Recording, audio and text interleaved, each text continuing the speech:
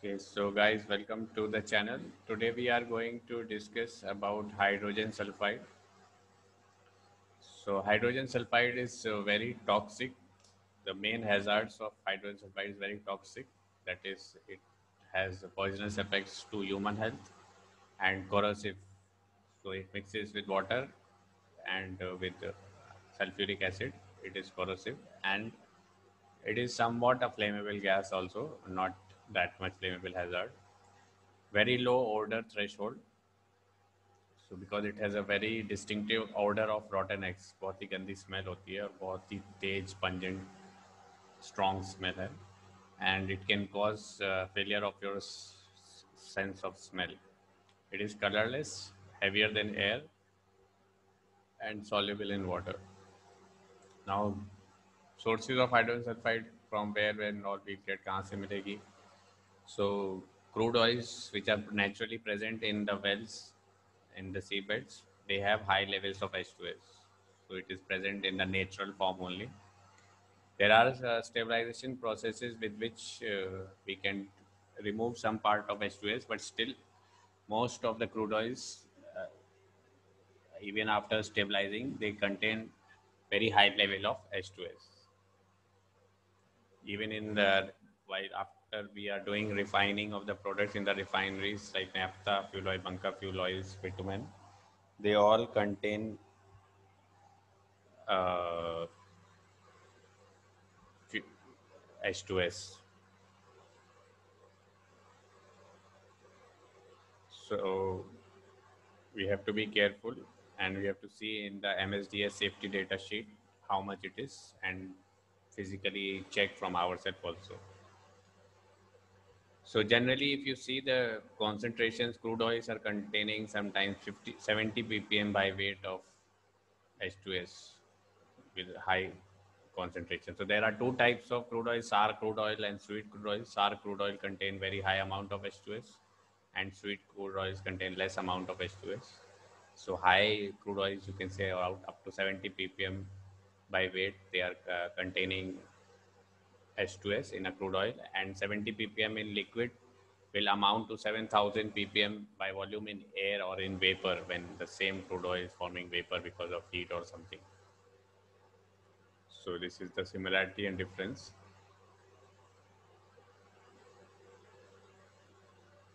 So while the ship is in transit, because of the agitation or movement of the ship or heat, hydrogen sulfide vapors may increase to very high concentration. And the threshold limit value or the generally we keep the limit between 0 to 3 ppm by weight because above 5 ppm it is dangerous to health, that we will see. So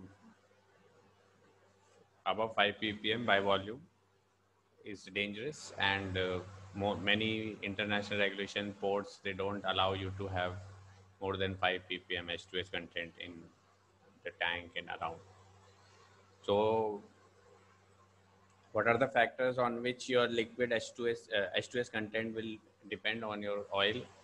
One is liquid cargo, how much H2S it has by weight.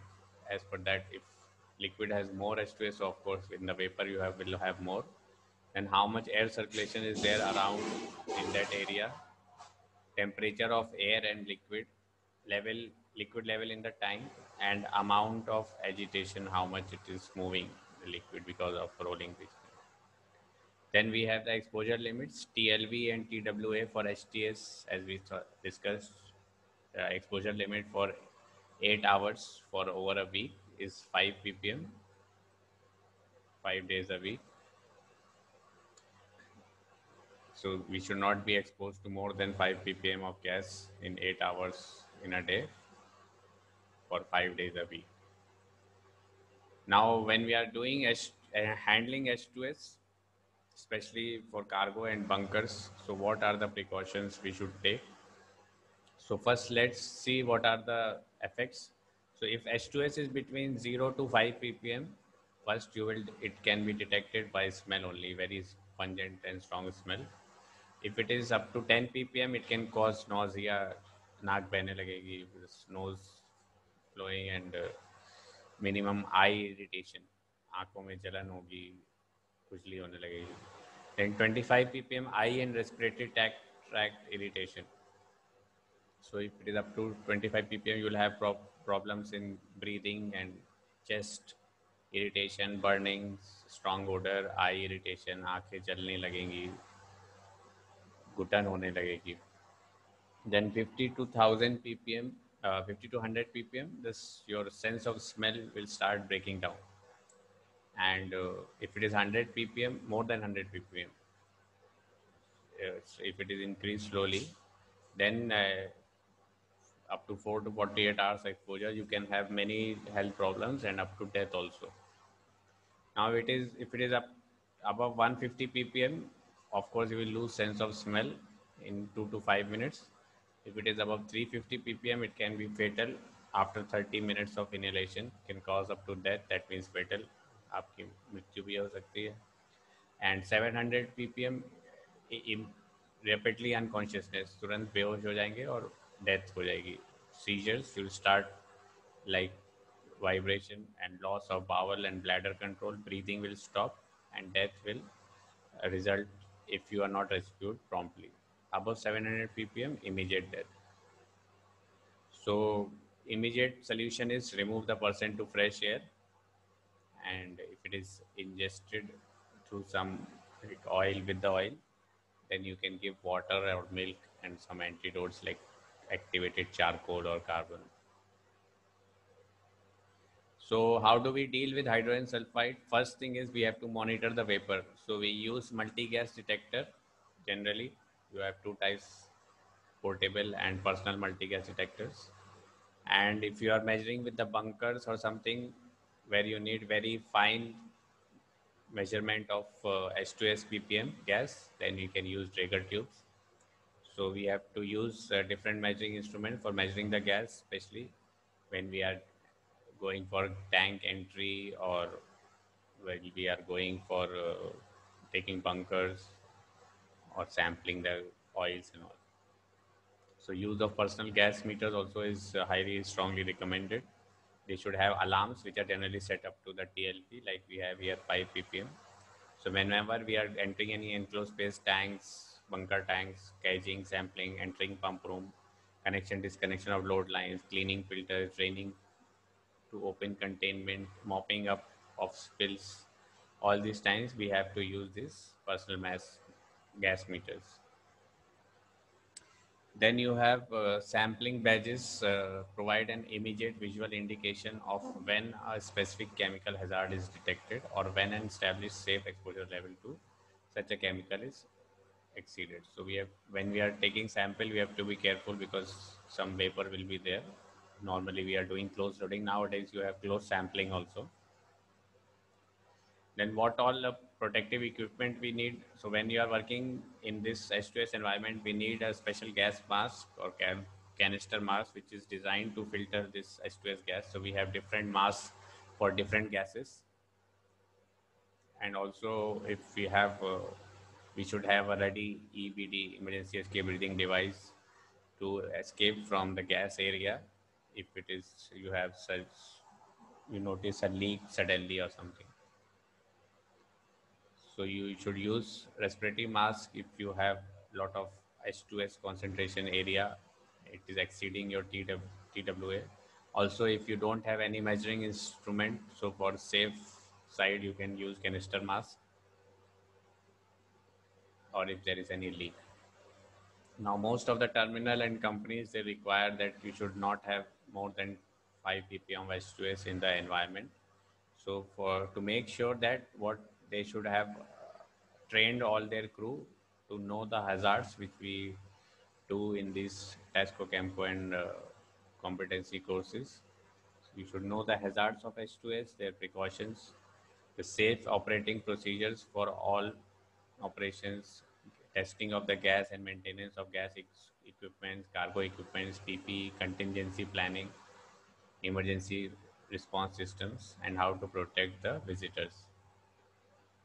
Then there is something also called pyrophoric iron sulfide. When there is very less oxygen in the tank, the H2S reacts with the rusted iron, and it forms the iron to become oxide with sulfur. It's called pyrophoric iron sulfide, which is highly flammable.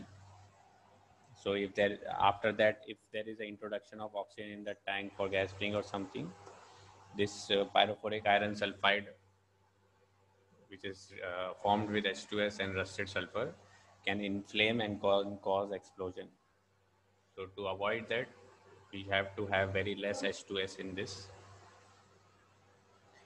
So only in pyrophoric iron sulfide case, H2S has a danger of explosion or flammability. Otherwise, generally, it does not possess that much danger. Now, companies and terminal, they avoid to use have your exposure to H2S.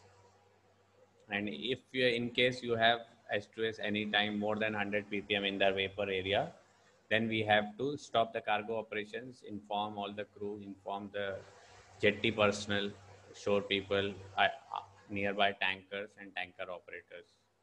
We have to ask all of them to measure the gases in their area, and then slowly, after everything is done, we have ventilation and done, and the gas is within control. We will discuss how to start the operation again safely. Next hazard, as we saw, of H2S is corrosion, which is a highly corrosive gas. When it reacts with water, forms sulfuric acid. And enhanced inspection and maintenance are required in the tanks or crude oil tankers. Like we have the raft survey, when the tank is filled with water and at different levels, and like a life raft or some raft is placed inside like a boat, and the people go around to see the thickness, corrosion content of the steel condition. Also, the pressure vacuum valves are checked because this sulfuric acid is so much corrosive, even in small concentration, it starts eating up everything, all metals, valves, seats, everything, pipelines. So we have to be very careful, even if it is brass bronze. Also, for your UTIs, alleged instruments which have got silver lining, it's highly reactive with cold and starts damaging them. So S2S has health hazard, then corrosion and environmental hazard. So it is banned. Release of H2S in environment is banned in many ports. Otherwise, we have paper return line, so that even in case exposed to heat, there will be vapor or generally. So avoid they maintain the tank pressures. Avoid releasing hydrogen sulfide into the atmosphere, especially when you are in port. Connect the vapor return line and maintain the discharge and loading rate as per this. Especially when you are doing bunkering with heavy oil, that time we also have to measure this H2S, because as per the new SOx NOx rule, sulfur cap limits of 0.1% with VLSFO and ULSFO. You have to measure H2S as a precautions. You get the details in their MSDS, but still for our side, we have to make sure if we are getting correct bunker. Otherwise, lot of money will be wasted if you have to return the bunker, because sample we have to give, but sample results come quite late. Then hydrogen sulfide hazards we have for bunker fuel oils, that we have to take. It's our responsibility to take MSDS from the suppliers of the bunkers, but to check the gas ourselves is also our duty, that it is less than the required limits and TLV and TWA, because there are some problems regarding cappuccino bunkers, and during the travel the contents of sulfur might change because of heating or agitation and transfer. So this is all about sulfur and its contents. So guys, don't forget to like, subscribe and comment in the channel, and we will see you soon in the next video.